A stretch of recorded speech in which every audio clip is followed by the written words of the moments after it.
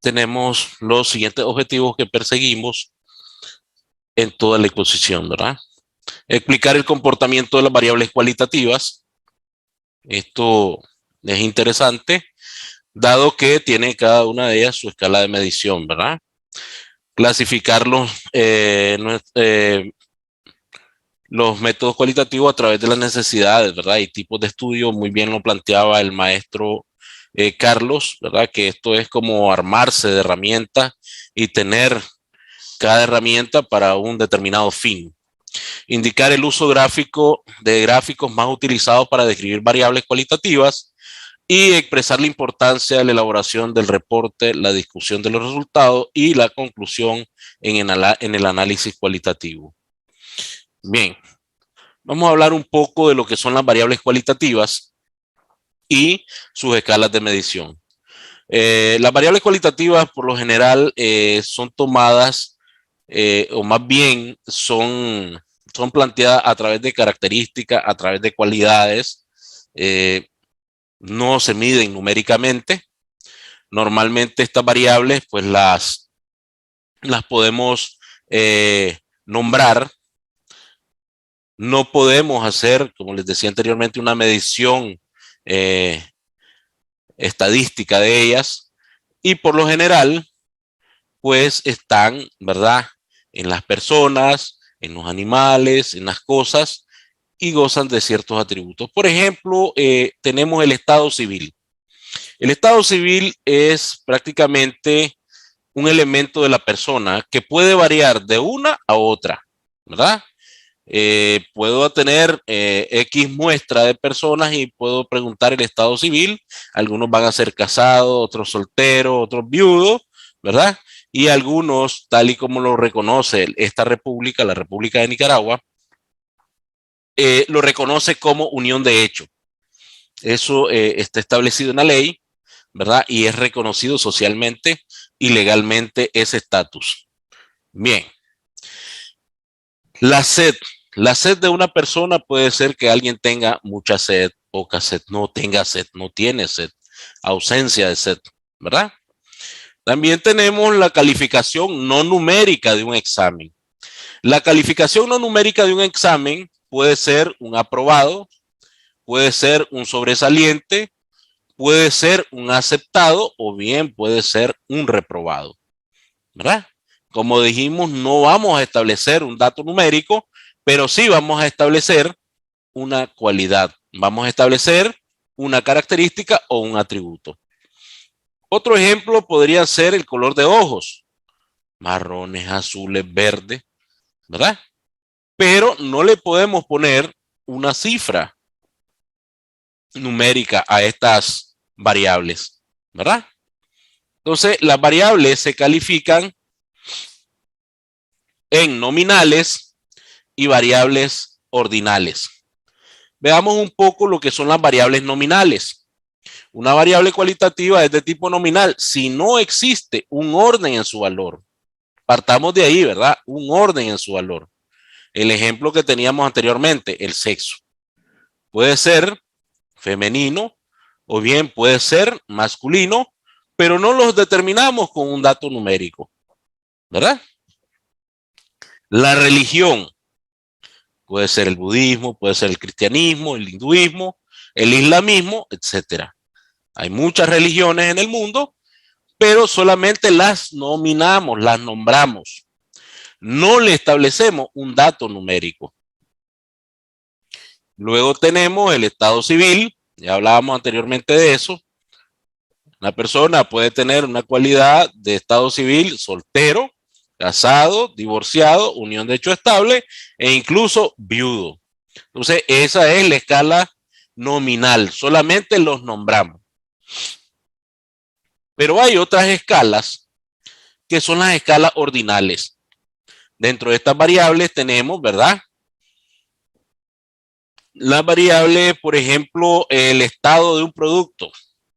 El estado o calidad de un producto puede ser regular, bueno, puede ser malo, pero hay un orden. Hay un orden en esto, ¿verdad? El nivel de dominio de cierto idioma, por ejemplo, también lleva un orden. no domina nada del idioma, domina básicamente el idioma, tiene un dominio medio del idioma, o bien tiene un idioma avanzado, ¿verdad? En X lengua, ¿verdad? Entonces, aquí se establece un orden. Y eso es importante porque la misma definición lo dice, ¿verdad? Una variable cualitativa es de tipo ordinal siempre que existe un orden entre sus valores. A diferencia, ¿verdad? De la parte cuantitativa, que ya sabemos que también tiene su clasificación entre discretas y continuas, pero el tema acá son las variables cualitativas, que decíamos anteriormente son de tipo ordinales y de tipo nominales. Es así que las siguientes variables cualitativas toman diferentes valores, decíamos anteriormente, ¿verdad? Pueden tener diferentes valores. Hay otras subclasificaciones que podrían ser dicotómicas o politómicas y eso va en dependencia, ¿verdad? De la cantidad de valores que tengan. Hay algunas variables, por ejemplo, cualitativas, como por ejemplo, si yo le pregunto a alguien, ¿usted fuma? Me puede decir sí o no. Si me pongo a hacer otros estudios o me pongo a darle otros valores a esa variable, puedo decir, soy exfumador, ¿verdad? Entonces tenemos el caso del género de las películas. Tiene diferentes valores. Puede ser una película de acción, una película de terror, una película de drama, ¿verdad? Hay diferentes categorías en estas películas, ¿verdad? Por ejemplo, la liga de fútbol puede ser una selección, selección A, selección B, selección C. Eso va de acuerdo al tipo, ¿verdad?, de aprendizaje de esa disciplina que tienen los jugadores. Los meses del año también, en este caso ya estamos hablando de una variable ordinal. ¿Por qué? Porque tienen un orden. ¿Cuál es el primer mes del año? Enero. El segundo mes del año, febrero. Y así sucesivamente, ¿verdad? Hasta cumplir el ciclo de los 12 meses.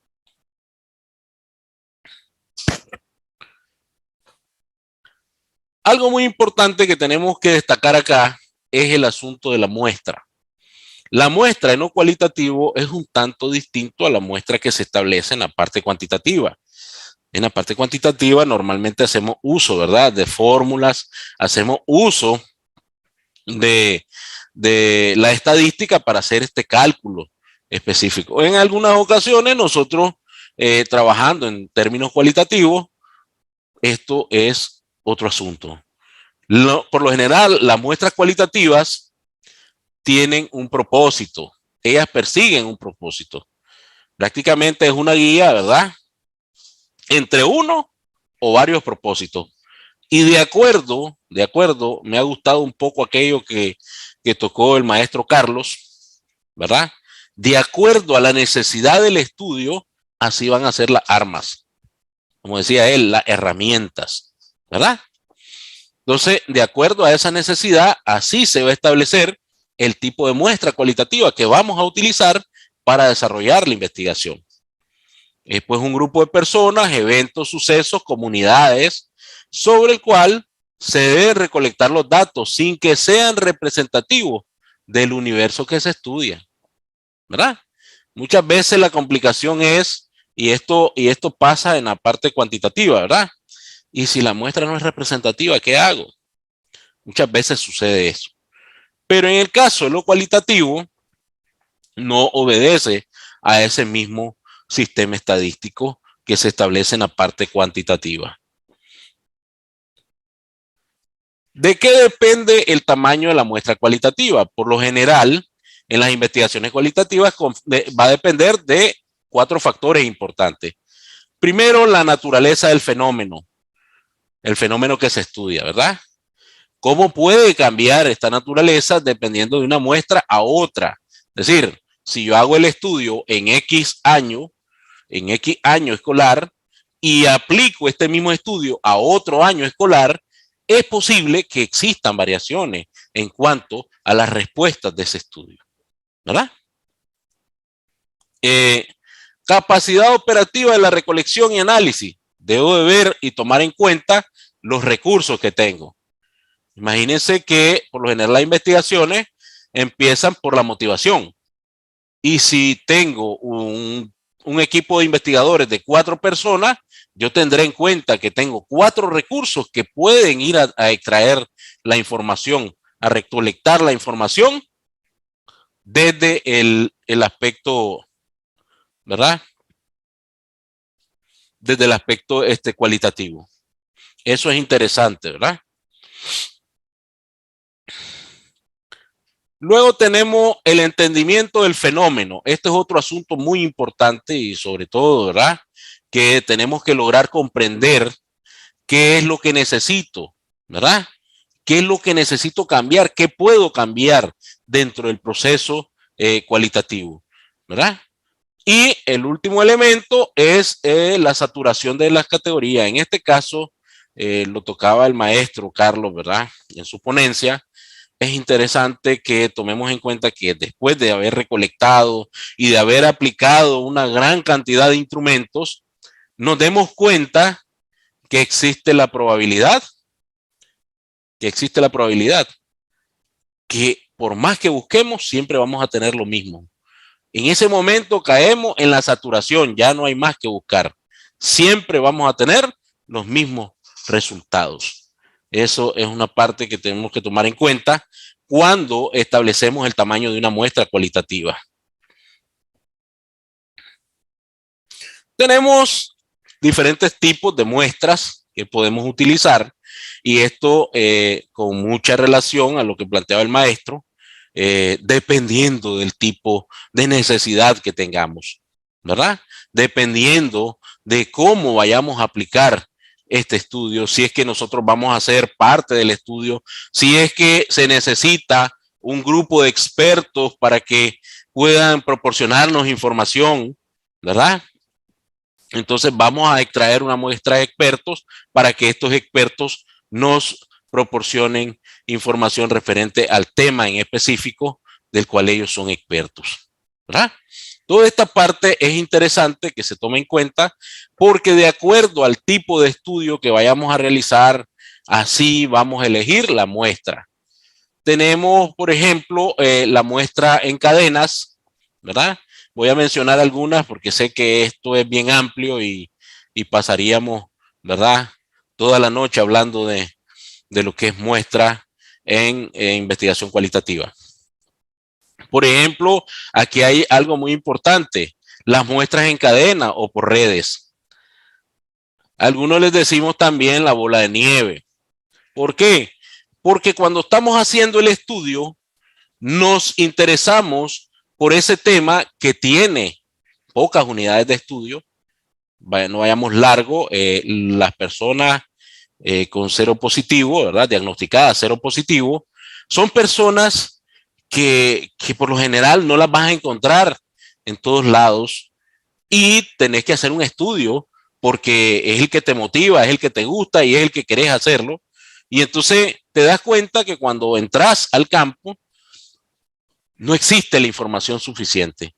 Es decir, son pocas las unidades de estudio y entonces empezás a utilizar esa técnica, ¿verdad? De la bola de nieve. Otros le llaman la técnica del repollo, ¿verdad? Porque se va construyendo con hoja y hoja y hoja. Entonces, esas hojas son las unidades de análisis. Por ejemplo, llego a un lugar donde encuentro a estas personas, a uno de ellos, ¿verdad? Que es cero positivo y me brinda la información. Pero a esa misma persona le pregunto, vea, yo también quiero aplicar otro instrumento a otra entrevista, a otra persona que sea diagnosticada cero positivo y esa persona me puede llevar a otra. Y así sucesivamente me van llevando hasta que yo voy acumulando esa información, ¿verdad? Eh, voy acumulando la información y logro obtener la muestra que yo necesito, ¿verdad? Tenemos también la muestra de casos tipos. En este caso, valga la redundancia, utilizamos dos muestras, ¿verdad? Una en la cual pues va a ser la muestra A y otra que va a ser la muestra B y vamos a aplicar el mismo experimento en ambas Siempre en esto, siempre hay un par ciego. Un par ciego es aquella persona que no sabe, pero que en algún momento podemos aplicar un medicamento, por así decirlo. En un caso es un medicamento puro y el otro es un placebo. De repente vamos a ver casos de pacientes que llegan donde el doctor y le dicen, porque tal vez el doctor tiene sus sospechas, ¿verdad? De que no es una enfermedad, más bien no es una enfermedad, podría decir, eh, ¿cómo diría? No es una enfermedad que le está ocurriendo a esa persona, sino más bien es un asunto psicológico, ¿verdad? Y entonces viene el médico y le receta la pastilla y dice, esta persona me cayó muy bien y no se dio cuenta que esa pastilla era un placebo, ¿verdad?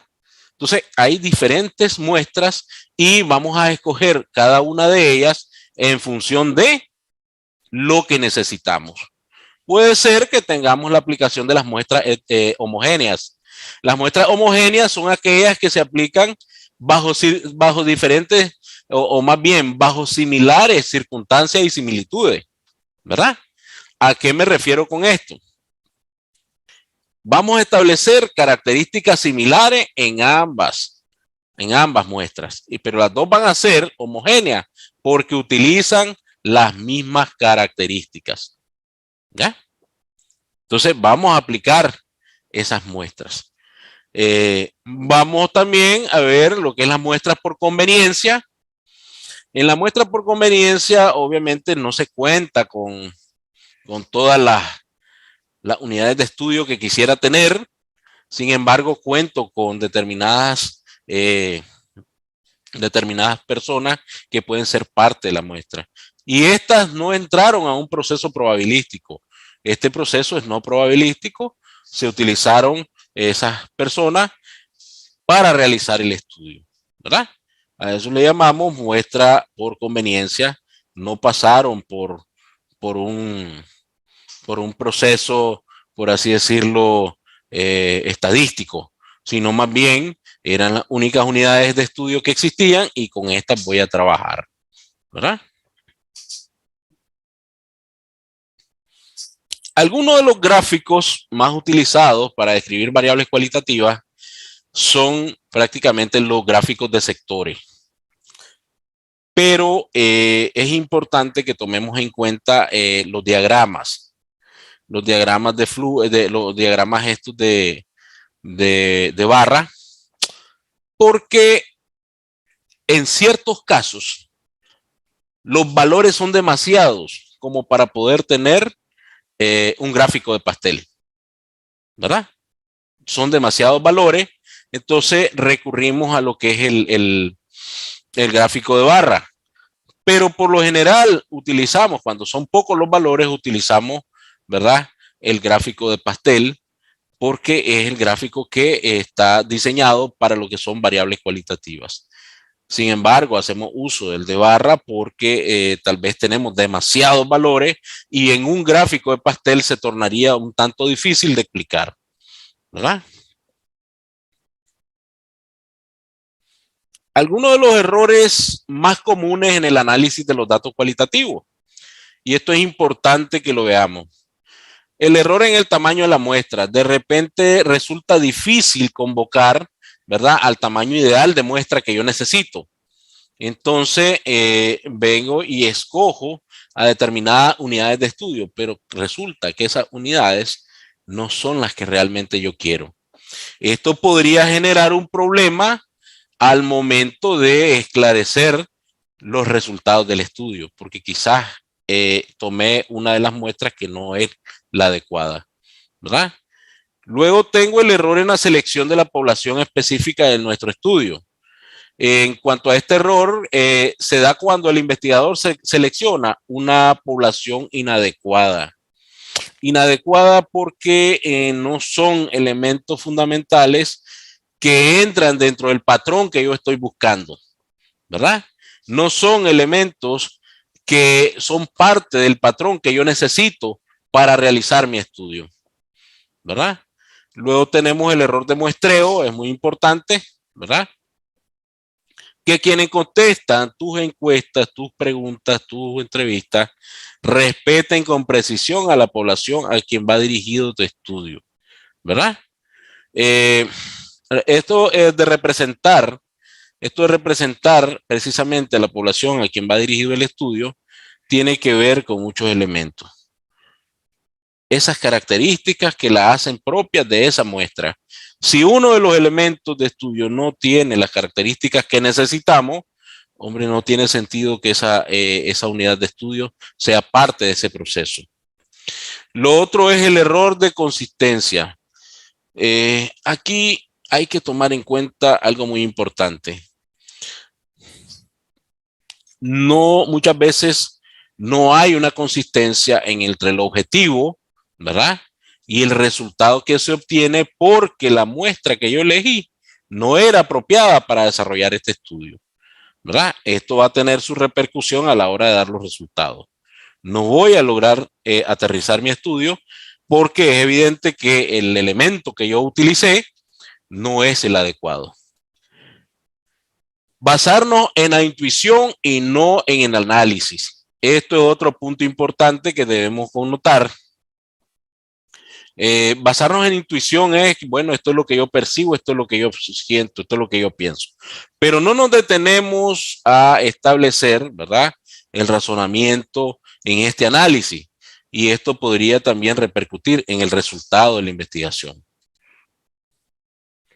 Por eso es importante que cuando estamos haciendo uso de algunos elementos cualitativos en cuanto al desarrollo de la investigación, nos apoyemos siempre de herramientas, ¿verdad? Como software, podría ser un ejemplo el MaxQDA, el WebQDA, que nos van a poder ayudar para procesar todos esos datos, grabaciones. Estos software tienen una gran ventaja, puedes combinar grabaciones, puedes combinar conferencias, todo lo que vos quieras, puedes aplicarlo para poder desarrollar los resultados y análisis de tu estudio.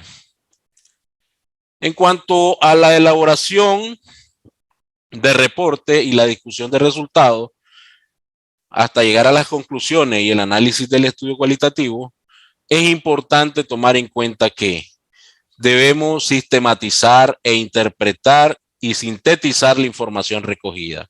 Muchas veces en una entrevista vas a obtener mucha información, pero aquí es importante el análisis, la sistematización, ¿verdad? La sintetización de este análisis a través de los diferentes métodos de recolección de datos, ¿ya? Esto para responder, ¿verdad?, a los objetivos con los cuales nació la investigación. Eso es importante que se tome en cuenta al momento de desarrollar los resultados. En cuanto a la discusión de los resultados, aquí tenemos que tomar en cuenta ciertos elementos. En este caso, la discusión es la interpretación de los resultados obtenidos a la luz de las preguntas de la investigación, ¿verdad? O bien de la hipótesis que se va formulando en el camino en la parte cualitativa.